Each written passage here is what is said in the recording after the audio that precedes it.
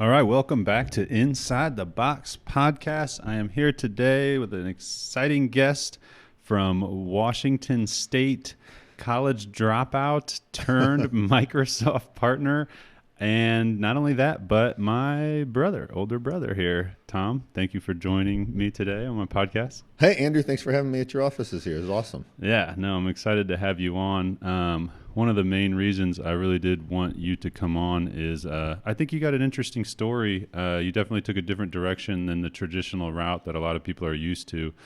And I think that would be an awesome thing to hit on. But before we start, I usually ask a question at the beginning of the, you proud of me for remembering I usually ask a question at the beginning of the podcast, to small business owners, what's the hardest part of being a small business owner?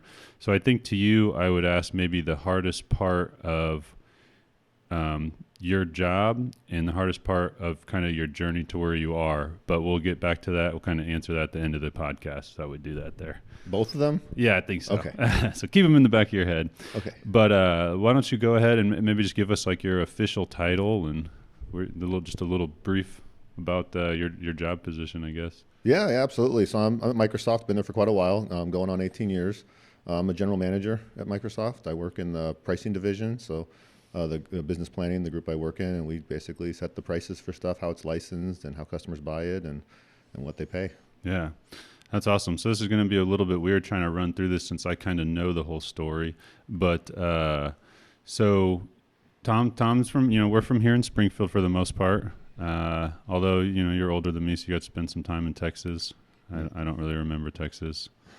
And then you weren't born in Texas though, were you? No, I was born, near Chicago. Oh, near Chicago. That's Chicago, right. then Ohio, then we moved to Texas, and then that's where you were born. Yeah.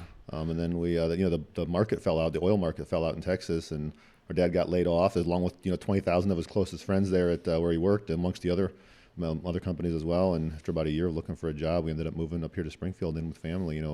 Shows you how important family is in situations like that. Yeah. Do you think how old were you think when he got laid off? I was 11 when we moved. I don't know when he got laid off. It was about a year. I think he was looking for a job, but I was 11 when we moved back to Illinois. Did that have any, would you think that like seeing that, going through that at that age, do you think that had any kind of impact on like the future? Like, I guess just growing up or now, like in your career, like when you're going through some, kind of everything you've gone through here with school, Yeah, I mean, definitely seeing the trials and tribulations of our own family and my own father, our father, through his work struggles and family struggles that he went through, definitely has an impact on me. I think that, and then also as I kind of came of age of making some money in tech and stuff, having to go through the .com bust, and then also the 2008 recession. Both of them have instilled a bit of financial conservatism in me, maybe more so than I probably should have. Right. To be honest. Well, sometimes better safe than sorry. Well, just a little background, I guess. A lot of people, with me know that I'm into technology a lot and computers and stuff. And honestly, a lot of that came from my brother here, Tom. He's been a huge influence on my life, from teaching me to build my first computer when I was, I don't even know, 9 or 10 or 11 or something. And then you started off like making money as a kid, just like me. But again, that was a lot probably because of you, because you got a paper route. Yeah. At what age did you get that? Well, I actually, when we lived in Texas and Dad had a job and everything, we got good allowance. We got a nice allowance. When we moved up to Illinois, there was no more allowance. And money wasn't coming. I wanted some money, and so I, when I was, probably 11, 12, I began looking for odd jobs, mowing lawns, watching pets, things like that. And I applied for paper routes. I sent my information. I never talked to our parents about it. And then when I turned 13, and we were actually visiting family up in Maine. The paper company called our house, got Dad on the line. Is like, hey, you've got a paper out for your son. You had to be 13 to get a paper. And they're like, okay, we got one for him. And it was like, you take it now or we make the next phone call. It was a hot commodity. And we were gone. And so Dad, said, okay, we'll take it. And then he did the route. Wait, did he know at that point, or was he like, what are you talking about? He didn't know. And then he's like, what? And so, but he then took it for us, and he did the route for the until we got back from Maine, because we spent time with grandparents up there. And then he had it already down to a science by then. Of course, he had the papers with all the addresses. All right, here's what we're gonna do. And he developed a rubber band. He's like using the bag with rubber bands and stuff. He had it all down. So then I took it over. and did that for years. And we got more routes because we did a good job. And that was when I brought Jess, my sister, on. Yeah. I basically paid her to help out on it. And then when I went to school, she took you on, and you were doing it then. And we kept it in the family for a long time. Yeah, man. I think I did it till I was 21. And you started when you were a lot younger. Yeah, 10 years old till I was 21. So again, you know, that I, you know, 10 years old, I would have never done that. Who would have known? Like, I don't know what path. It could have literally changed the path of my whole life. Just literally having a little job and learning how to manage money and doing stuff. You know what I mean? So it's kind of crazy to think about. I read a book one time called The Turning Point, and it talks about those little like points in life where if it literally just took a left or made one other decision, your whole life would be completely different. It's kind of interesting. So then, obviously, you know, high school, all that stuff. But then you went away to college, to U of I. That wasn't the move for you, though, huh? Well, you know, I was in computers. I got in computers in high school. Dad went and bought a computer. One of those turning point moments. Dad went and bought a computer out of nowhere. Like, K's merchandise. Yeah, went over to K's merchandise and bought a terrible computer. We didn't know anything about them. And then I made friends with someone nearby who was probably one of the smartest computer people in our high school, in town probably at that age. We became best friends for multiple years, and he really got me into it and taught me a lot, and I loved getting into it. But you know what they don't do a good job of in high school is teaching you like what kind of jobs are out there and that you can do. It's always very regimented. It's like if you do these things and you get this college degree and you study these things, you can get this exact job. Yeah, I would agree. It's so weird. I was talking with somebody else about this the other day. It's like, you know, when you go through high school and even in college, if you go to college, but it's like, you don't ever like at that age really like want to learn. It seems like the stuff they're trying to teach you. And then like later in life, you like have the desire to learn and you like want to read and like get better at it. It's kind of weird. It's like kind of backwards. Well, and it's so regimented. The plan is so regimented. And as in computers, I thought if you liked computers, you just had to be a programmer. And that was the only job I thought that existed in technology. And I liked programming a lot, so I went to I got into their engineering college there, which was it's one of the best in the country, right? And the computer science. But you know what I found is I liked programming what I wanted to program, Not what they told you to. I didn't like other people tell me what to program, and then I especially didn't like the ancillary classes. I was not huge at advanced math, and I didn't want to take a lot of the other lectures and stuff, electoral items, and so it just wasn't a thing for me. And so the one thing I do regret is I was also in Navy ROTC at college, and I really liked that. I think that shaped me, like built leadership traits in me. The summers I spent with them and the people I met. Yeah, you did some cool stuff. I remember you being gone doing some stuff, just out on like submarines and different things. It made me tough, and it made me more disciplined, and it really influenced my personality in ways that I think were life-changing. I really am grateful for the time you went there. From kind of, I mean, I am a computer nerd myself, but you kind of went from computer nerd to like all of a sudden in the Navy and like, I could see that being a good kind of shift. I was pretty much the only one in my family, well, me and Jessica, but that did not partake in like the Navy. It seems like, you know, our grandfather, our dad, our uncle, our grandma, everybody was long-standing history. So it gave me a strong appreciation for the people that do serve, and I'm very, very grateful to those folks. Yes, I am very grateful as well, even though I did not do it myself.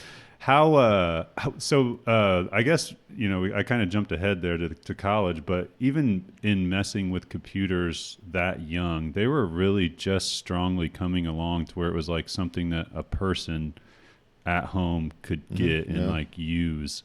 I don't know, like maybe like, is there any like interesting, I don't know. I'm kind of looking for like giving people an idea of what that was like when computers were first coming around, what you were doing on them and what like, I mean, you do a lot of the same stuff you do today. It was just harder to do, you know. I mean, Windows was just coming of age, like at the time. So most of the time you were using the command line in DOS. You didn't know how to type and how to know commands, and it was harder to kind of find the games. There was no internet, you know. I mean, over time you had more baseline services like America Online or Prodigy, CompuServe, stuff like that. So it was growing. You had local BBSs. There was a big bulletin board scene in town where you could dial up to effectively private little sites that are kind of like the internet, where you could have email and games.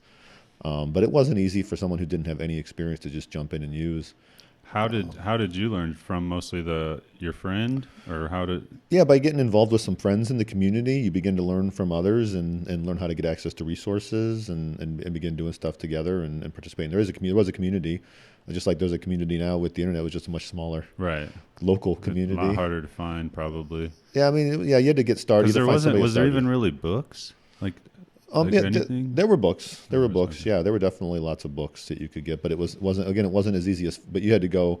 It was harder to find them. You might look at magazines. The bookstore might have some. But Best Buy might have some. But it was generally you would go to magazines, and magazines were a big deal then. Yeah. Quickly became not a big deal, but yeah. No, I remember. As a kid, just. It was always interesting because I never really knew what was going on or what you were doing until I was able to get a little older and showed me some of the stuff as far as building computers and stuff like that. And I've probably since then built, 20 computers of my own, and for other people. And that was always, and still even today, people find it hard to believe that I can build a computer. Because everybody just buys them now or buys laptops. Yeah. You know what I mean? But, back then it was to do that that was the best way to get kind of the best computer, I guess you could say, for a decent price. Yeah, I mean, there were good computers for sale. There was a lot of garbage too.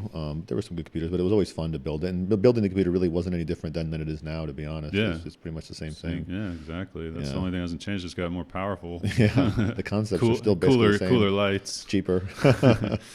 So yeah, in college doing programming in the NROTC.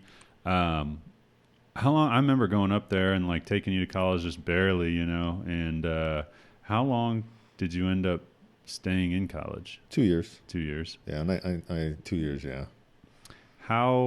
Even after the first year, were you just man, this just is terrible? No, I enjoyed my first year. It wasn't until kind of the end of this early in the second half of the second semester of second year. That was when I knew it was over. Yeah. I was like, I'm not coming back. And then I just started dialing it in for the things I didn't like. And the things I did like, I enjoyed and maximized. I always did really well in all the programming classes. I got mostly A's on everything in my programming classes because I enjoyed writing programs. But it was the rest of it just wasn't for me. It's a very tedious process. I have very little experience in programming. It's probably It's probably a lot easier now, but I just remember back in high school, I took one programming class, and I just couldn't do it. It's problem solving, Yeah. It's just like problem solving and solving a puzzle. It's like doing a puzzle. Yeah. Whether you use Sudoku or you write a program. Yeah, I guess if you look at it like that, again, though, me in high school, I just didn't want to take the time. But I was such a procrastinator. We do in one of my classes that we had, they'd give us an assignment. You had 2 weeks to do each assignment. You had to submit it. It was an automated submission process. You had to have it by Sunday at 10 p.m. And so I'd get the assignment, and I wouldn't even bother starting it until Friday, before the weekend it was due. So yeah. I'd be like, well, I guess I better look at my assignment that's due in 2 days. Yeah, I was pretty much that same way my whole life too, through school.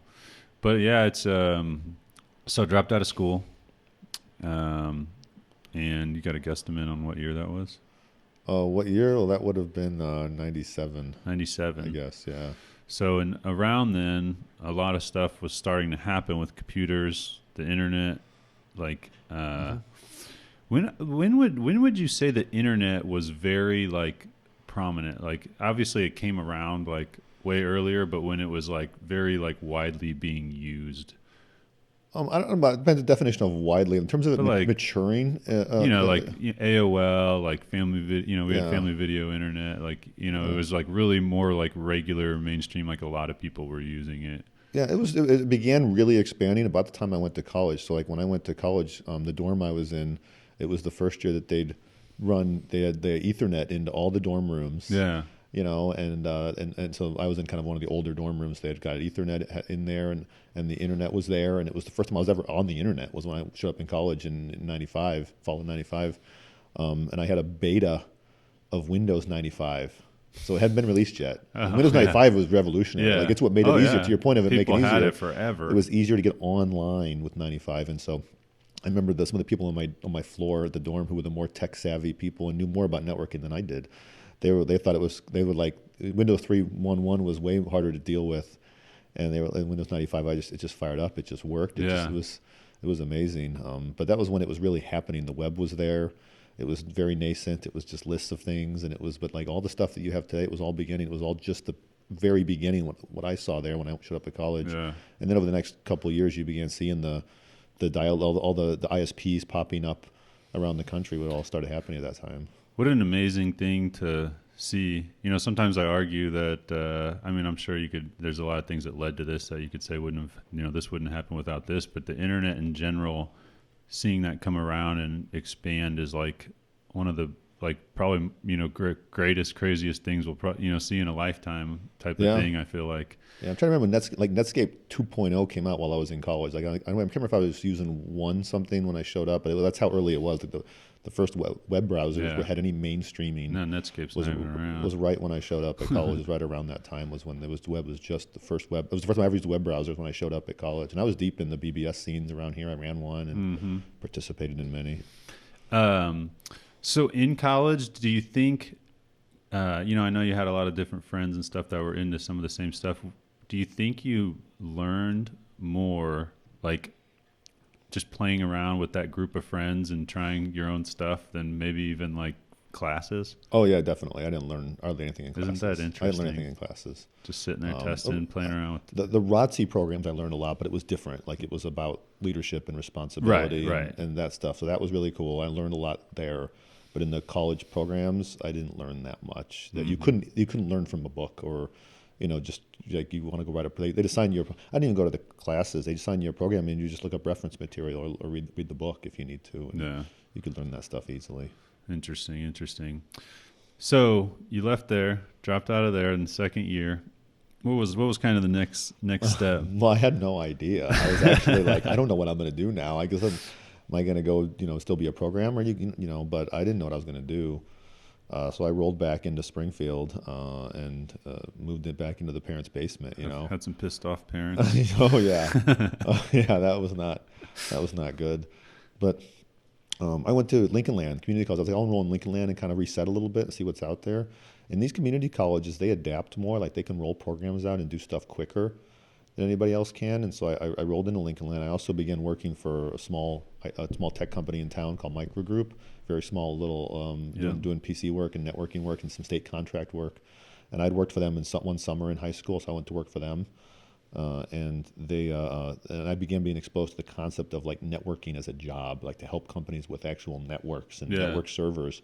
And I'd never, because like you said, they just don't show you jobs, opportunities and what you can do and how many different things just one area has. So you started really getting that real world experience then. Yeah, they teach you to be a programmer at U of I Engineering College. They don't teach you how to set up computer networks and configure security settings and make it so people can log in on large networks and do email and.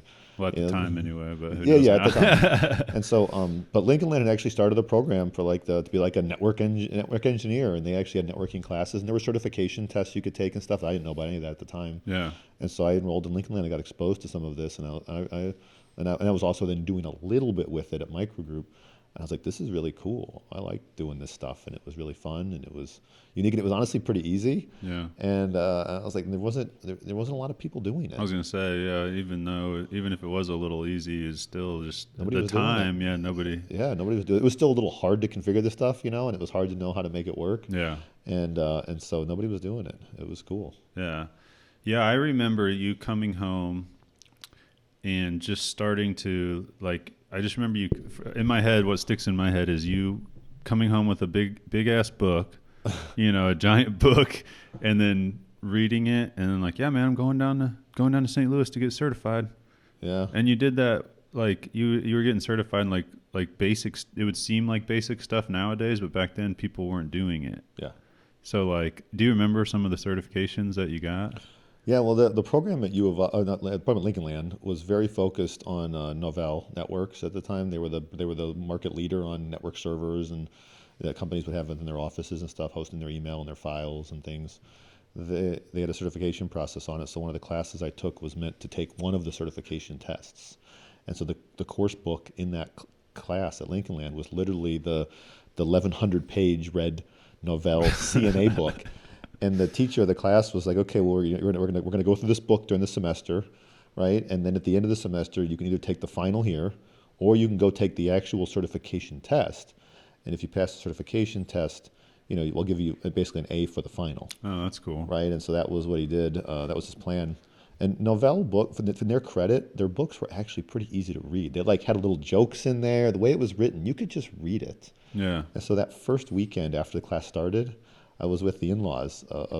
Tilt that up just a little bit. There you go. Sorry. No, you're right. I was with the in-laws. I went to the in-laws for the long weekend over probably Labor Day or something, and I just read the entire 1,100-page book over like a 4-day. That's crazy. Weekend at the in-laws. Nothing else to do with the in-laws, Yeah. So I read the entire 1,100-page book, and so like what's he doing up there? Before it's a good book. Before class, the next class on like Tuesday, I scheduled. You could schedule this Novell test here in Springfield, and I scheduled the test, and I went and took it that Tuesday morning, passed it. So I showed up to like the second or third class of the entire semester. You're like, I'm done. And I was like, I already passed the test. Were you done? Did he tell you? And I was like, I said, do I have to keep coming to class? Can I just have like the A or whatever? He was like, no, you still have to come to class. Oh, I was like, that's ridiculous. That is ridiculous. And so then I spent the entire semester not participating. I just sit in class and I began studying for my Microsoft certification. So it was like I wanted to go move over to the Microsoft stuff. What was it, Windows 98 at that point? No, the server products. So you were studying Windows networking. Products. So it was Windows NT. NT, okay. Yeah, it was right, Windows NT. Time I was studying NT4 .0 at the time. And those are the ones you mentioned, like me going to St. Louis. This keeps falling. Sorry. There's a thing you can tighten if you want to there. Those are the ones I had to go down to St. Louis. The Microsoft test you had to go to St. Louis to take. Later, LRS began offering them in Springfield, but for most of mine, except for my very last test, I think I went down to St. Louis for all of them with Microsoft. Yeah. Yeah.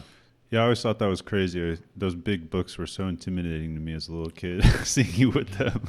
But it's funny because schooling you hated, but then you would sit and read like a giant-ass book about what you were interested in, what you wanted to know. I built some extra computers so I could have servers and I could actually set up networks at home. And I bought the books and I bought practice tests and other materials. So I spent money like you would go into a college. It was not cheap. I put some money on the first time ever I carried a credit card balance. Because I borrowed money to do some of this stuff on the credit card. But I made my own classroom in the basement and studied for this stuff and took the test. Isn't that interesting? But it's crazy too because you had, a lot of people at that age wouldn't have the discipline even to do that.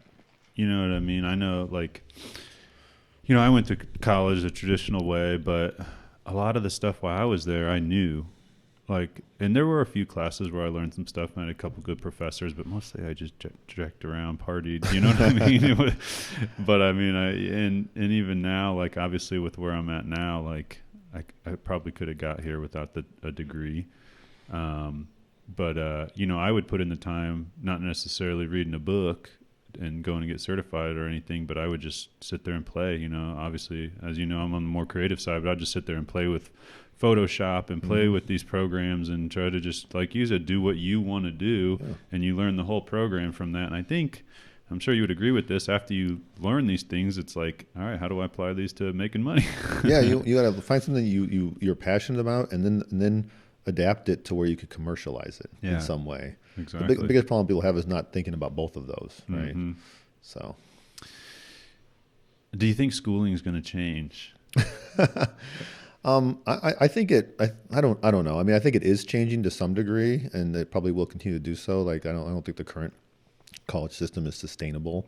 With the route it's on, at the prices that it's at for the degrees and programs you get. Don't get me wrong. There are certainly lots of things that need a traditional route of college. There are, if you want to be a doctor, lawyer, the amount of studying and things you need to learn to be a lawyer, the things that need structure and consistency for a job function, or a sort of certain certifications that are really required for health and safety and regulatory reasons, those will always be there. Yeah. You want to be a real engineer, you're going to have, you don't want people building bridges that have, I did this on my own, don't worry. Don't worry, I got this. I've built one of these out of toothpicks. I read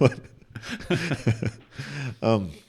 So there's always going to be some of that, but it's better understand these other kinds of jobs exist. I think there needs to be more routes. I think we need more internships.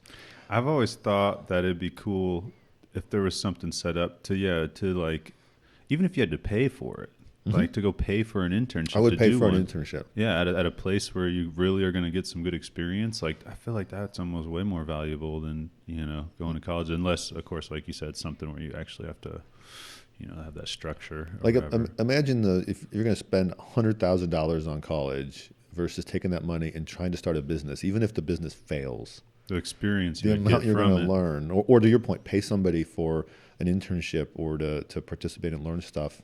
I've learned so much, even when I joined the workforce, and had to actually get my certifications, and I had to get a real job and go apply that knowledge. The amount I learned from working with other people from there all the way to today. Yeah. We'll talk about maybe what I'm doing now, but I got no formal education. What I'm doing now I was grossly unqualified for, which I told my current boss when he offered me the job. Yeah. But you figure it out, and you're good at it and make it happen. So you're done.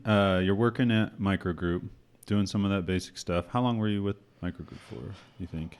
Not very long. I mean, it was nice. It was the ladies who ran the lady who ran the place and the lady I worked for. They were fantastic, super nice folks. And they tried to take care of me, and we did lots of fun stuff. But I knew I wasn't getting the kind of networking experience I wanted. As I began certifying, I needed to go on something where I could apply it to larger customers. And so that's when I began looking at other things. And so I was probably only there for, I don't know, a year, 18 months at most, before I got my next role. And then you started just searching for jobs? I sort of, but I ended up, I got an internship at the state of Illinois at DCFS. I kind of remember that. I forgot you did that. Yeah, and they have obviously lots of computers and networks, and they had Novell servers, and they have to support all this stuff. And so that was my first time really entering a larger environment where I had to help, actually work and support computers, and it was an internship. Obviously getting any state job like that, there's politics and things involved, right, and strings get pulled or whatever. But I got the job and it was great. But I was only there for very little time. So I got the job at LRS here in town, 𝗙𝗿𝗵𝗴𝗳𝗃. How did you find that? Were you just looking at what jobs were out there? Everybody. If you're in Springfield in IT, you know about LRS. They are like the Microsoft of Springfield. Right. As far it's crazy they're in Springfield. Honestly. As far as IT companies go, they are the amount of employees they have, and for good paying IT jobs, and they are big, and they're nice, and they have great benefits and everything. And so I knew about them. I'd actually done something back, I think it was in high school, where I actually interviewed somebody that worked there for a class project or something. I don't remember how I got in touch with the guy. But I think I'd put an application in at one point. I just kind of sent it over the wall and never heard back. But while I was at the internship at the state, they called me up and wanted to do an interview. And so I went to do that, and they offered me a job. Nice. An entry-level job, and I had to take it, to go to LRS at that age. It was a dream, probably. You probably couldn't believe it. But the people that helped pull me strings to get the job at the state weren't very happy. No, because I left after 3 months. But man, you had to. I didn't have a choice. Again, that's it was one of those once in a lifetime. For sure. Especially, things. How old do you think you were about then? Well, that was in '98. So I would have been. I think I turned 21 while I was at LRS. I was only 20 then when I started. How crazy is that? Yeah, so I think I turned 21 while I was there. What was your first position there? I was a network consultant, and it was a very entry-level position. Basically, again, to our conversation earlier, this networking thing was kind of new. The certifications, not a lot of people had them. And so there was a networking group at LRS, and the boss, the guy running the group, through another person, he had figured out he could hire these younger kids who, with that were smart. Probably for less money. And he could get them contracted out for, anywhere from $75 to $150 an hour up in Chicago. Oh yeah. Right. So he could pay me, $30,000 a year, and then get me on making $100 and $125 plus expenses up in Chicago. Yeah. On a full-time gig for long term. Yeah. Right. And he did it successfully with one other person. Yeah, I forgot you were traveling up to Chicago. I never even thought about that. Not for a long time. Yeah. So he pulled it off with one person successfully. So he was like, I'm just going to rinse and repeat with this other guy, Tom. I was one certification away from having the MCSE, which is the big Microsoft. You had to take lots of tests. It was kind of at the time the big Microsoft certification. I only needed one more test to get it done. And so he hired me. He threw me up to this customer up there on a trial basis for a few weeks. Yeah. And then he let him have me for half price for another month. And then he's like, okay, you want to keep him at full price? Yeah. and get them hooked. And I was living at the Residence Inn up there, basically. He just put us in the Residence Inn up by Chicago, and we just lived there. I completely forgot about that. And worked full time up there. It was a great experience. I learned so much working with the people from LRS and getting the hands-on experience in problem solving in real network environments. I was just in constant learning mode. That's awesome. Again, just the on the job experience. So you worked your way up there, though. How many positions did you go through while you were there, would you say? Well, the networking group started pretty small, and it grew quite a bit over a period of multiple years that I was there. But it wasn't like there was lots of different jobs. It was just, I was through promotions to like network consultant to network engineer to senior network engineer. I did become a manager there, and I specialized in security, so I did a lot of security work. Where was the transfer from like network engineer to security? Like how did that kind of work out? Well, I just began developing. I've always been passionate about security, and so I'd always done quite a bit with it. And I saw opportunities to do consulting around security.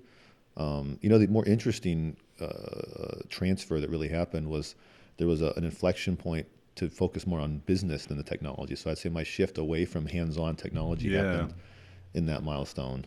And that was when you kind of switched to that manager position? Yeah, I was actually in '99. I think I was deploying some Microsoft technology it was new, but it had a lot of bugs. So I was on the phone with Microsoft support a lot at customer sites, and they flew me out to North Carolina and interviewed me. And Microsoft actually offered me a job back in '99. Oh, really? And it was a really technical job in their support organization, and I would have been working with code and stuff. And it was a crazy interview. It was insane, and I never had anything like it. But at the end of the interview, it was 8 hours. Like it was like 6-7 hours of a panel of 3 people, but they'd rotate out the people, and I had to sit there the whole day. And they would it was like I get lunch or just constantly peppering me with questions and sending me to the whiteboard to solve problems for 6 hours straight. That's crazy. And then at the end, they took me back to HR. And you think you're recruiting, and you think you're going to like go home and they'll call you in the next day or days or whatever. So it took me down to recruiting, and they just handed me an offer, like, here's your offer. And I was like, whoa, I don't think I'm ready for this. And they were offended by it. They're like, what? Like when we give an offer, people are usually jumping in joy. They're like all excited that I get to work for Microsoft. And I was like, I got to think about it. I got to go home and think about it. And that was when I went back and talked to my manager at LRS, and I told him, look, this is where I'm at. We had a real discussion about it, and that was when they said, look, if you can take it, and I can go a really technical route and maybe get back into programming and stuff, or they'll give me leadership opportunities to take on more leadership and management responsibilities. And that was when they gave me a small team. Okay, we'll put give you a few consultants and make you responsible for kind of the P&L of your team. Yeah. And then if you do well, obviously I grew that team over time, over a few years, grew it to, I think I had 15 people in my org when I left LRS. Yeah. Yeah. Now, I remember during that time, a book came out. It was something with security or something. What was that about? Your name got published in a book about what was it again? Hacking Exposed series. I have a couple copies of the book at home somewhere in a box. And this was like a national. Oh yeah, it was a very renowned book. Yeah, it's a big book about different vulnerabilities and how to hack into stuff, and it's a really cool series. Another consultant at LRS and I, another person I have tremendous respect for, LRS, and I learned a ton from. He and I exposed a bunch of vulnerabilities in Windows Server 2000, and we. When we found all the vulnerabilities, we emailed Microsoft and we're like, hey, we found this stuff, we'd like you to address it, or, and if not, we'll release the information if you don't care about it or whatever. And Microsoft basically told us to pound sand. So we published the security vulnerabilities. and then they put that, then this Hacking Exposed book published those vulnerabilities. And some of them were around for a long time. Did they, Microsoft finally fixed them. Did they reach out and ask like you if they could include you in the book, or how did that work? No, they didn't. Really? I didn't. Actually, the funny thing is, I was at a customer site, and for the first time, introducing myself to a customer on a sales call, basically, to try to sell them consulting service and security service, and they're like, "Your name sounds really familiar." And I was like, "I don't think we've ever met." And they're like, "No, I know your name." And then wait a minute. And they're I went to a shelf and pulled it off, and they're flipping through, and they're like, "Is this you?" That's crazy. And they looked in the book, and I was like, "What?" That's good. And of course, I raced to the bookstore and Grab bought all of them off the shelf. That's cool though. We did say when we released this stuff, we were like, anybody can like publish this, just give us credit. That's what we said. Yeah. We said, just give us credit for it if you publish it. So we never said like contact us or anything. So in their defense, I think we said that was fine. Nice. How many years did you end up being at LRS about?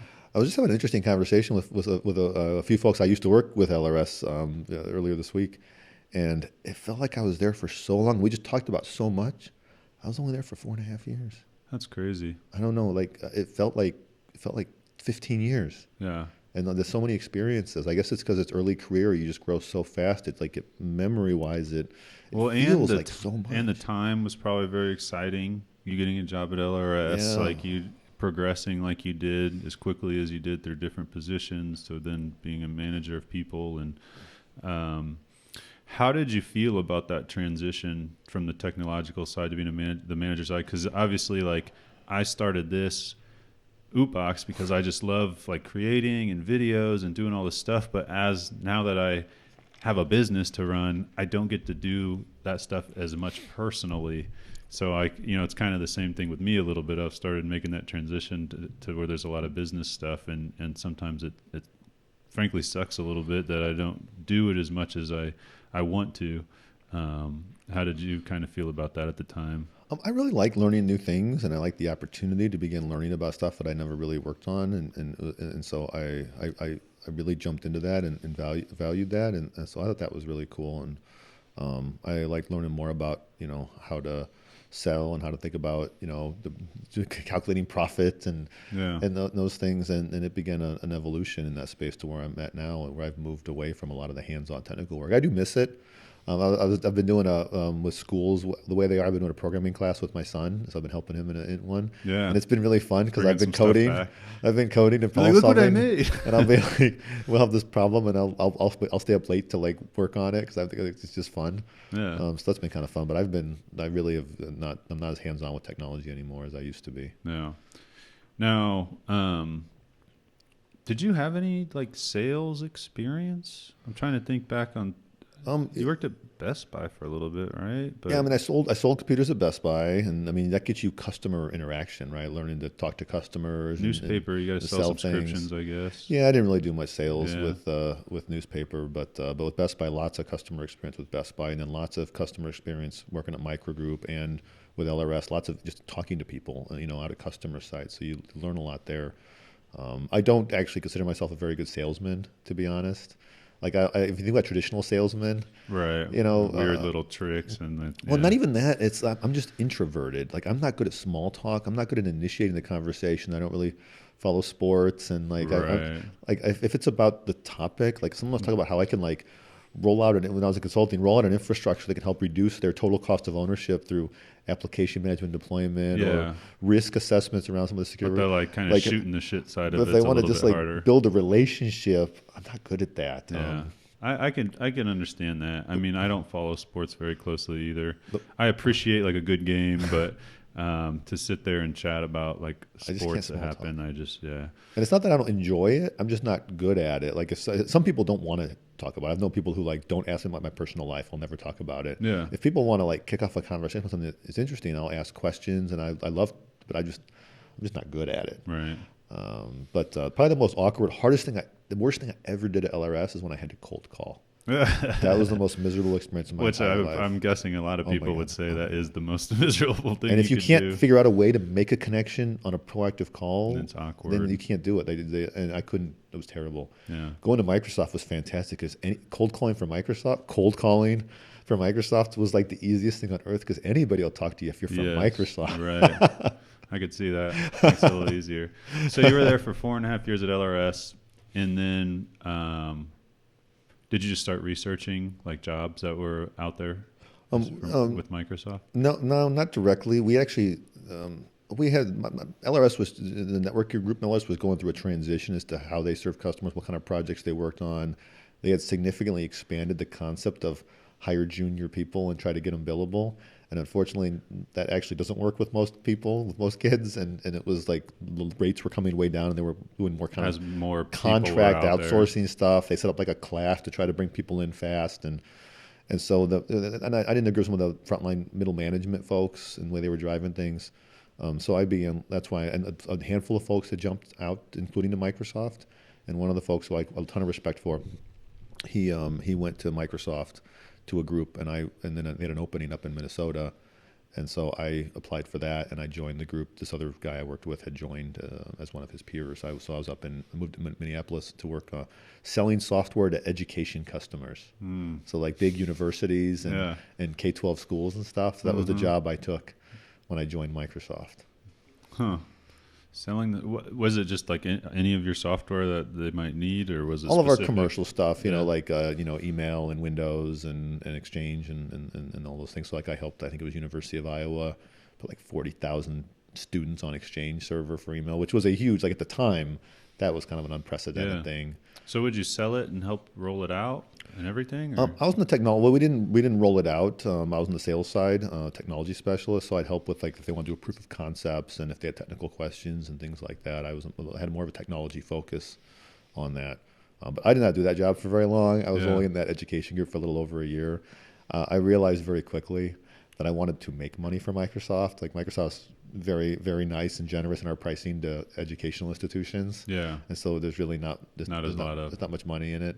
And so I did my time. It was great. I mean, I learned a lot. I learned about a new industry that I hadn't spent a lot of time in, but then I wanted something different. So that's when I began a journey of kind of different sales roles at Microsoft, which I did for many years. I sold security software. I became a storage sales manager. So I did that work until between 2003 and 2008, I was in sales at Microsoft. How long were you in Minnesota for? Moved at the end of 2008, so it was 03 to 08. Okay. 03 to 08. So yeah, you've been there long. It doesn't seem like it's been that long, but I guess it's been a long time at this point. Yeah. I've been at Microsoft for almost 18 years. 18 years, yeah. Almost 18 years. So now you're out in Seattle. How was the transition from Springfield to Minnesota? Yeah, that was fine. I mean, it was we didn't have family and stuff there, so that was hard. Yeah. But it's like a 6-hour drive. Yeah, I come up there to visit pretty regularly. Yeah, so it's not too bad. All right, then how about from Minnesota to Washington? That's a long ways. Yeah. Family-wise, like it was a little tough. It was a really far move. But, I visited Washington for the first time. Went to a Microsoft conference in, I think, 99 out there. It might have been, I think it was 99. And it was so beautiful. Like the kind of the Seattle area is just one of the most beautiful places in the whole country. Yeah. And I have to say that I have to give a lot of credit to a lot of my experiences, definitely to my brother and my father for helping pay for some of those when I was in school and my brother. But, we've got the, between snowboarding and trying to get me to go out snowboarding in Colorado and then moving out to Washington and getting to come out there and see you and see all these different places and go to the Microsoft campus and see these just somebody from Springfield coming out to the Microsoft campus, like that's pretty crazy. It's crazy. You slowly worked your way up to kind of see it, visit, whatever. But then the first time I came out there, I'm like, whoa, this is crazy. You know what I mean? So you think of Microsoft, it's like, it's almost like an unattainable thing. Yeah, like a company that who the hell can go work for Microsoft? That's what I felt like when I was a kid. Like I'd never seen anything like it. You go to LRS's campus and you think this is like oh my god, look at all the buildings they have over there. And I remember when you started working there, I thought it was the coolest. They got thing an indoor ever. Pool and a gym, and you're like, this is like courts. Amazing. Oh my god, could you imagine working here? I couldn't imagine working at the Microsoft campus. And when I first joined Microsoft and I got to go to Redmond for the first time and walk around the campus. I was walking around with like a camera taking pictures because I was just in awe. And all these security guys came out. Sir. They're like, do you have ID, sir? And I was like, I work here, I swear. Tackle you. That's hilarious. Washington, if you've never been there, it's definitely a beautiful, beautiful state for sure. A lot of people worry about, it can be rainy and kind of dreary in the winter, but I actually find it beautiful because growing up in the Midwest, all the leaves fall off the trees and it just feels very dead all winter. But there's so many evergreens and rolling hills and stuff. It just is like green and beautiful year round. Yeah. Even if it's a little cloudy, I really like it. I think it's very uplifting for me personally. Everybody's different. Right. So much stuff to do outdoors too. Mm-hmm. Like between the hiking and skiing, snowboarding, there's just a lot of stuff close. We've done some amazing backpacking trips out there. up to the enchantments. That was freaking awesome. Going to the what's it, the peninsula? What's it called? Olympic Peninsula. Olympic Peninsula. Yeah. We took Tom's daughter, my niece, and a couple of us went there and backpacked that. That was an amazing journey. But yeah, a lot of these things, I don't know if I would have gone and done. You know what I mean? Like if I don't know if I would have done them if you weren't like, hey man, you got to come out and backpack this trip with me. But I mean, same with you. Like, who knows if you didn't end up out there? Would you have ever done any of that stuff? Who knows? You know, I'd never been west of Colorado until I flew out in '99 to that Microsoft conference. I'd never been west of Colorado. Yeah, yeah. And then getting into snowboarding and all that stuff. So awesome. So you moved out there. Got a house and everything. A lot different real estate market out there, probably. Oh my God, it's so expensive. Yeah, it's crazy. When you were buying a house, though, at least it was when stuff was a little bit cheaper, right? Not cheap enough, but it was like there was a right around the. Well, you look at like a house here that's $200,000. Out there, it would be like $1 million. I mean, depending back then, it could be anywhere from $500,000 to over $1 million. If it was in Seattle, it could be even more. Yeah, like it could be way more. So crazy, stuff varies that much. Yeah. I moved out right as 2008 housing market was hitting, so it was like a third of the way through the crash. Yeah. When I bought my house. So you got a little bit of a discount. So I got a little bit of a discount, knowing that I was going to live there for probably at least 10 years. Was it a pretty shocking thing though? Like looking at houses, like, oh my God, how can I? It was so expensive. I spent it's probably so much. Scary. It was very scary. It was very, very scary. I actually had moving to a new place, buying a new house, having your whole family with you, starting a new job, in a new group. Yeah, it was a scary move. I was taking a big risk, big gamble. It's worked out.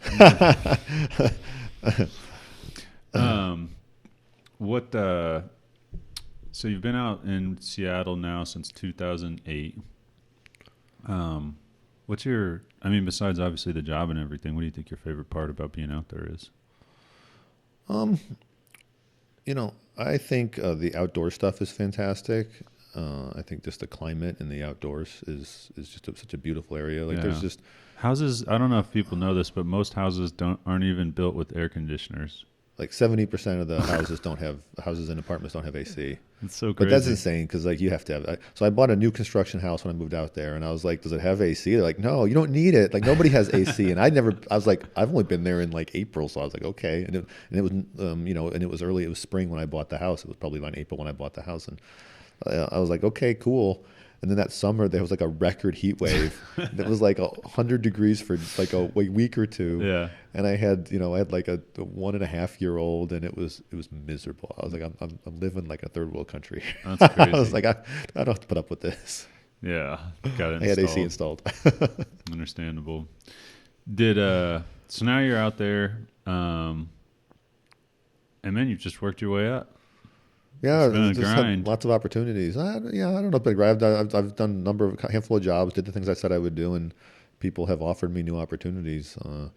But you always, obviously, like you work. I know that like I said, I've gotten a lot of influence from you as well. But you work hard when there's a challenge in front of you. You want to be the best at it, and exceed expectations. Yeah, you have to work. You have to work hard. I think success is like half hard work and half luck. Yeah. Like you gotta work hard so that when the opportunity happens to open up, you can jump on it successfully. And there are people that work hard and the opportunity doesn't open. There's people that miss opportunities all the time because they didn't work hard to be ready for it or take advantage of it. Do you feel like going through and getting to this part to where you're at, how did you feel? Did you feel like you would ever be where you are right now? No, not where I'm at now. No. I moved out to Washington with the remotest hope, that there was even a chance I could get to a place that was maybe a step down from where I am right now. It was like my best possible dream achievement. So I'm glad the way things have worked out have been fantastic. Yeah. So let's talk about some of the stuff you're doing now, because I think it's pretty crazy. Again, one of the things I thought people would find most exciting is hearing about somebody from Springfield getting to this point and actually understanding what you're doing for Microsoft. because there's some stuff that like with big programs and dealing with these big companies, that's like people will probably just like, man, that is just nuts. So like what kind of responsibilities do you have now at your job? Yeah, I have a very interesting job jobs I didn't know, nobody ever told me existed. Even until, 10 or 15 years ago, I didn't know they existed. Mm-hmm. My boss, so when I moved to Redmond, I joined the SQL Server marketing organization, our database product and how it's marketed to customers. And I had some very specific marketing projects there that I moved out to do. But as I wrapped those up, there was a guy who ran the pricing and the business planning for the SQL Server business. He had a very small team. And he offered me a job running pricing and licensing for this multi-billion-dollar business. To which point I was like, I am not qualified for that. Like you do not. This was almost 10 years ago to the day, almost, that he offered me this job, and I was like, I'm not. Well, they obviously saw something in you. Well, my boss is ridiculously smart. Like the guy his background is he's so smart. But one of the challenges that he'd had is it's getting the machine of Microsoft is powerful, but it's complicated and it's hard to get stuff done. Right, and I have a track record of getting stuff done, right? Especially if you're in sales, have done sales, you got to make a plan. You like here's my goal, and then you create a plan on how to get to the goal. And so there's, it's like which anybody should do. Anybody should do, but it's hard to do, especially if the plan is daunting and big. If you have this complicated grand plan, like I want to, move to Russia or something. It's like, hey, what do I do tomorrow? What do I do the next day? And if you have like a multi-year strategy for something, like a journey of 1,000 miles starts with a single step, but like you don't want to step in the wrong direction. So how do you map that out? I like to people around me get frustrated because I use this analogy so much. I was like, first we got to decide if we're going to go to Hawaii or Washington, D.C. Right? And then if we decide on Washington, D.C., yes, we could sit around in meetings all day discussing where we're going to park when we get there and where we're going to get lunch in Pennsylvania. But in the meantime, we're not moving. Right. Like at what point do we get in the car and start figuring out how we're going to get out of Washington, and how do we make sure we're headed east when some knucklehead comes along and says, hey, why don't we hop on this plane to Hawaii? Wait a minute, didn't we agree we were going to D.C.? So my boss recognized my ability to get stuff done. He thought we'd be good partners. He's like, I can teach you the other stuff. And I began almost like an MBA boot camp under my boss who taught me a ton, and we've done some really big, exciting things together. And in that partnership over a decade, the machine of Microsoft moved around us, and my boss's responsibilities for pricing and licensing expanded from the SQL business to over a 10-year period. It now includes almost everything. There's a few things it does. We don't have Xbox. We don't have like Bing. There's a couple of things it doesn't have. But otherwise, my boss owns the pricing and licensing at Microsoft for almost Microsoft's full portfolio of products. Just because a lot of people might not even realize what you mean by that. What are some of those products? Yeah, so Windows Server, SQL Server, the Windows Desktop, the licenses that goes to an OEM to ship Windows on a Dell PC or Office 365 on the web page, Office 365 to businesses. Like we have, tons of products. So just to dumb this down, people sitting at their computers right now, if you're at work or whatever, that employer paid for that in one way or another, and in these bigger businesses as well, like they have to figure out pricing. Yeah, what do you charge? Yeah, what do you charge for stuff? And how do you structure that? Yeah. And so there's two pieces. One is what do you charge for the products? And that's a really interesting process to develop the business models to do that. And then how do you think about customers' complete purchasing experience, right? And that's where I probably spend more of my time, but the customers don't buy just one product or service from Microsoft. You think about the complete purchasing experience and where there are business opportunities as well as customer and partner opportunities is where we spend a lot of time. Can you say some of the large businesses? I mean, it's probably obvious because most large businesses use something from Windows, but Can you say some of the large customers that you have to deal with and negotiate with and stuff like that? I mean, not necessarily me personally, but all of them. Everybody's a Microsoft customer pretty much one way or another. One of the things I do that's really exciting is I own one of the many things my org owns is deal escalation. So Microsoft, in terms of is where we have to negotiate with customers. We have a large field organization that has some degrees of empowerment to make concessions in certain areas. And then we have a more senior group that can do more advanced things. And when they need help on a deal, they call my team, and so we engage on some of the largest, most complicated deals there are. So for deal structuring and things like that, I get pretty involved in. But I think the pricing is some of the coolest things. One of the things I found in this job is in traveling around, looking at other business models. Like you and I, we were just talking before this podcast about the McDonald's soda model, with like a Coke. Looking for sponsorship. How they charge $1 for all their sodas. And so, or Disney World, they go to Disney World, you start seeing where people you're paying attention to that because you're in the world of it. Just like when I see a design or a graphic or how somebody's presenting some marketing. Exactly. You see how stuff is priced and you begin to see why they price stuff. Or you ask yourself, I wonder why they made that decision. I wonder what they're trying to manipulate with that decision. It's really interesting. Or where they're forcing you to spend this, doing this type of thing. Exactly. So I think that's really interesting how you kind of go out there and see those things. Or same with when I have to negotiate with big customers, I like to look for opportunities to practice my negotiating skills. Yeah. And it's really something that people should pay attention to. Mm-hmm. Like, anyway, like why do they want this much more for this? Or Mm-hmm. where's the benefit here? Is it worth that much more? Like it's a good thing just for budgeting yourself on, whether it's small things like buying a drink or whatever. Mm-hmm. It's just, it's really something people should pay attention to in general.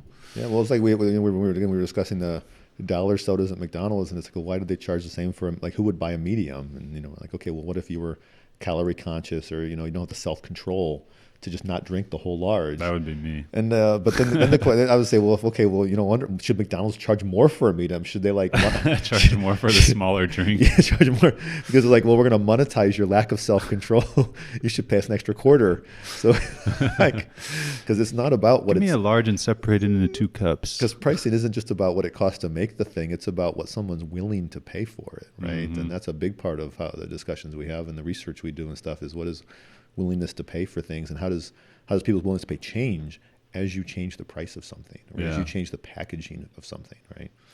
Which any business owner should definitely think about. Mm-hmm. I think this is catered. I like catering this podcast to really anybody just with interesting conversation, especially like your story, but to business owners too. I try to encourage business owners to check this out because that's a lot of primarily who I talk to, is local business owners and stuff. But that's crazy to think about. If people aren't thinking about that, that's definitely a big thing you got to pay attention to. I'm just trying to think, like, what is there anything else like that would during this journey from Springfield to college, dropping out of college, getting certified in all these things, going to LRS, coming to Microsoft. What are we missing? What did we miss going over? Is there anything interesting in there I'm not thinking about? I think one of the things that for folks who look at jobs that are out there or companies that they want to get exposed to, figure out how to work with people in those companies. Right? I think the hardest part, and like one of the reasons college existed the way, there's lots of reasons college existed, but one of them, the ways it was used, was to get your foot in the door. You have to stand out amongst all the resumes out there when you're looking at jobs. And so figuring out how you're going to stand out. Mm-hmm. And a degree might be the right way for many jobs. It might be internships, it might be certifications, it might be people if you can, people ask me, how can I get a job with Microsoft? I'm just getting started, I'm going to college, what if I want to work for Microsoft someday? There's lots of routes to get there, but one is go work with Microsoft partners, for example, right? Like, because find companies that work with the companies you want to work for, because then you'll meet people and you can get references and you can learn more about the job. Or at least Microsoft knows who that business is whenever you go to apply. Mm-hmm. That's definitely something. Again, we've talked about schooling a little bit, and that is a big reason I also wanted you to come on, because even myself, I don't necessarily believe in the traditional route of schooling. I went through it, but could I have got to where I am? Would I be in the same position? I don't know, maybe, but I think I could have got here if I just was disciplined enough to sit down and learn and make sure I was, moving in that direction. I did learn quite a bit while I was at ACE, just dealing with a lot of big customers and stuff like that, and got a lot of experience there. But again, get into that position, even if you got to work for free and work a side job or something, Absolutely. I think people are scared to do that. I think a lot of people are like, why would I work for free? You know what I mean? But it's like, if you just knew the knowledge that you'd get working at a place that's doing what you want to do, it's just amazing. I joke with some of my employees sometimes when we're talking about, kind of activities are driving or performance or things like that or opportunities, and how do they get a bigger bonus and like that. And it's like there's points where they might need help with something. It's like, look, I want you to ask for help. I want to help you. I want you to be successful, right? But you also have to realize that if there's a point where if I'm doing the work and you're not doing the work, like right. I say, your extra pay is the experience. Yeah, definitely. So you mean like, I think I know what you mean by that, but like put in the thought and see like where you can expand. Is that kind of what you meant by that? Well, it's again, like you should value like looking for opportunities to learn from others, right? Right. Like to your point about people just think they should get paid for being there, and like don't get me wrong, everybody at Microsoft gets paid very well for being there, but in terms of like anybody can always ask for more, right? Or expect more. And you can't expect to move up if you're not advancing yourself. Exactly, yeah, and demonstrating that you can do more, because here's one of the other things I tell people. I say there are so many opportunities to have impact and more impact, and as you learn and grow and you can demonstrate it. I was like, I'm desperate for people to just take on more and more responsibilities. Without you telling them to. What? Without you like telling them to either. Absolutely, wherever possible. I mean, obviously I'll try to point them to opportunities, but you take it on and do a great job. And then either one of two things is going to happen. Like either I'm going to then have to promote you or pay you more or find a new opportunity to expand your responsibilities more formally, or you're going to go to somebody who will. Like one of those two things will happen. Like either way, they're in your benefit. Yeah, either way, it helps you. And so I think that's a big thing too. Like a lot of times people just think that they should get paid more and then they'll do more. You know what I mean? Mm-hmm. It's like the what's the term, like I don't remember the little term there. I'm trying to think of the analogy, but you got to put in the work and then get the reward type of thing, Yeah. Demonstrate you can do the work, and you're going to get people are going to invest in you, or you'll move to somebody who can. Yeah. I'll tell you, even early in my career, I mentioned I started at LRS for like $30,000 a year, billing out at like $125 an hour. They knew they weren't going to keep me on. They knew I knew what I was billing. Yeah. They weren't going to keep me on that, so like they had to then properly provide the raises and incentives to keep me on for the time they did, right? And so, but you have to have a passion to want to do it. One of the challenges with that approach is sometimes you often can feel undervalued. Like, and I've been here myself. And I know people in my team and others in other companies. They'll be like, "Oh man, this other person doing the same job made more. They have a higher title or make more money. It's not fair. I should be a higher level or whatever." And in many ways, it's true. Like I feel that way too at times. But one thing I like to say is, success breeds success, right? And so, if you're doing more than expected of your current level and role, you're going to be recognized as doing better. And then and when you apply for a new job, you don't want your review or your past references to be like, oh, they were average, or they did an average job. You want everybody to say you were excelling. Mm-hmm. And so even though you might have thought you were, under-leveled or being underpaid in a role, if you can constantly have your references being like, yeah, but they exceeded expectations every time, is all the references. I think about the rubber band being pulled back so you can snap it forward. Take one step back so you can take 2 or 3 steps forward. And that's how I've managed my career. Yeah. No, I think that's great. I hope anybody listening really takes that in, because you just got to put in the work, man. Got to show more value. In the end, it's like a business, mm-hmm. and they got to make more money off of you. They're going to pay you more money. So they got, so. Well, I mean, I think let's jump back to a couple of those questions. Yeah. I'm trying to remember exactly what they were. The hardest, I guess, part of your job, would you say? The hardest part?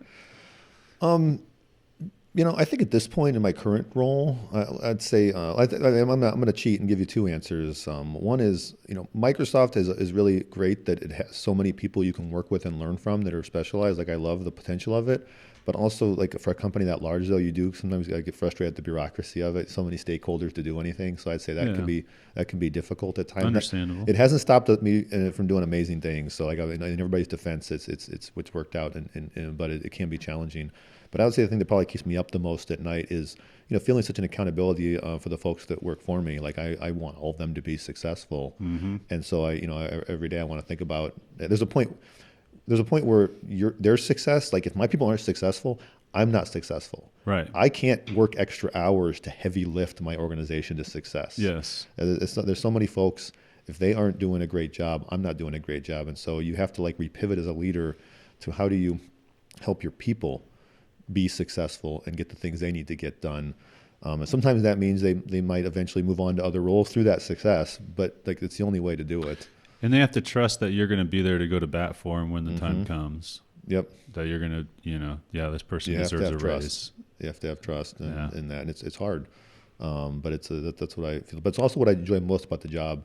I had Google approached me back in January about working for them, and I told them, and I went and told my boss the same thing. I was like, the most exciting thing for me every day right now is not just Microsoft, which is a fantastic company, but I've worked for the same boss now for 10 years, which is honestly insane almost anywhere. But at Microsoft and in IT, it's crazy. My boss's boss has been there at my skip level for like 9 years. Wow. And then amongst all the managers in my own organization, all but one have been in my org for over 5 years.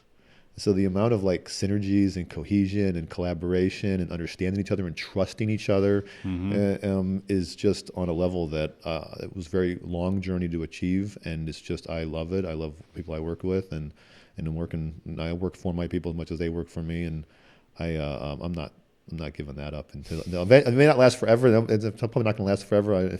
They may move in other roles in the future. Who knows how long. My managers will always be there, but that's what I enjoy most every day. Yeah. How about the toughest part of kind of your journey to where you are now? There was unknowns was always a big part of it. I took journeys where the path was not known, and that unnknown always, taking that next step, like moving to Seattle type of thing. You mean stuff like that? Yeah, not knowing I always had jobs that was, I'm only going to do this job for like 2 years. And I have no idea what I'm going to do after that. That was my job for a long time. Yeah. And that unknown. It was always kind of frustrating and hard. And so I think that was difficult. I mean, in IT you never know, but this role I'm in now and I've been in for some time is fantastic. But the journey to this was hard because you never saw beyond that. And I've told people, I was like, most jobs I had at Microsoft, if you had told me 6 months earlier, that's the job I'd be doing in 6 months. You wouldn't believe it. I would have not only not believed it, I would have said no. No one would ever hire me for that. You'd have to be crazy to ever give me that opportunity. It's cool to know that people saw that in you, your boss saw it in you to give you the opportunities to where you are now, and it's good.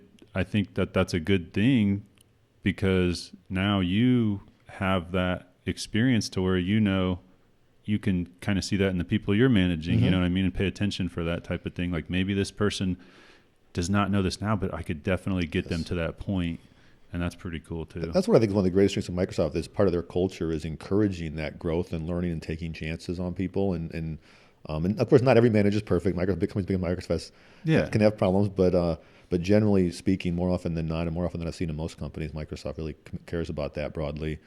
All of my managers, I think almost all my managers, not all of them, but almost all of them took on a manager role from an individual contributor role in my organization. So most of them were people that came in, we saw potential in, they were committed, and we spent a lot of time helping them learn, grow, develop, and demonstrate those skill sets, and they moved up.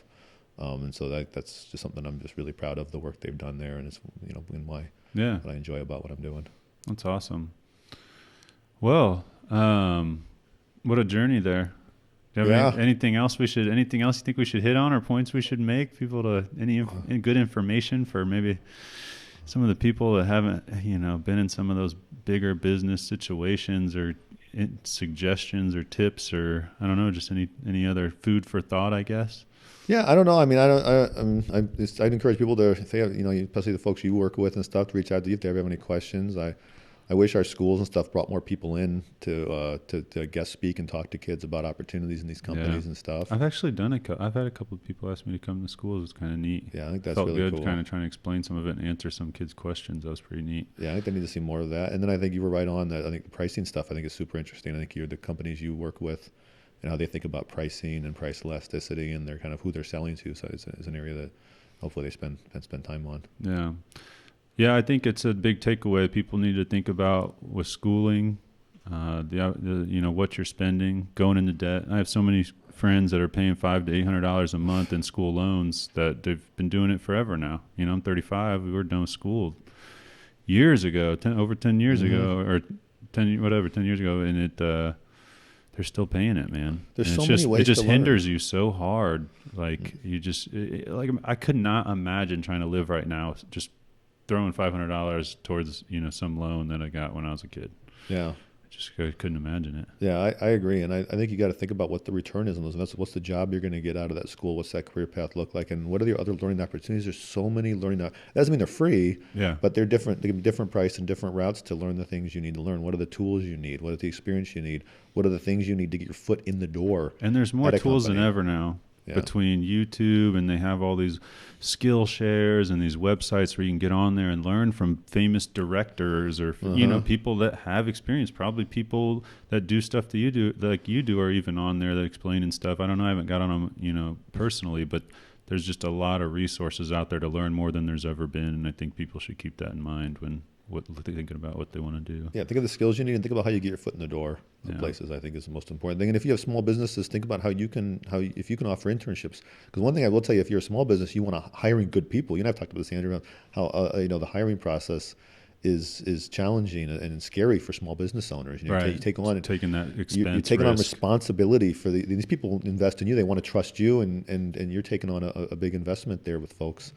And so I found even at Microsoft, when we do internships and stuff at Microsoft, I've found like that's a great way to meet candidates as well. So it works both directions. It helps the younger people get the experience about what it means to work in a commercial environment and learn from people, and it can help you identify people earlier in their career that you might want to invest in and bring on. So we need to. It gives them a chance to prove themselves. You know what I mean? Mm-hmm. Show that they could take stuff on that they're willing. Yeah. Yeah, internships are definitely a good thing. I mean, at ACE, for example, I had to do an internship to graduate, a semester-long internship, and I was working at ACE doing my internship, and it was unpaid, but halfway through, they saw what I could do, and they offered me a job. Mm-hmm.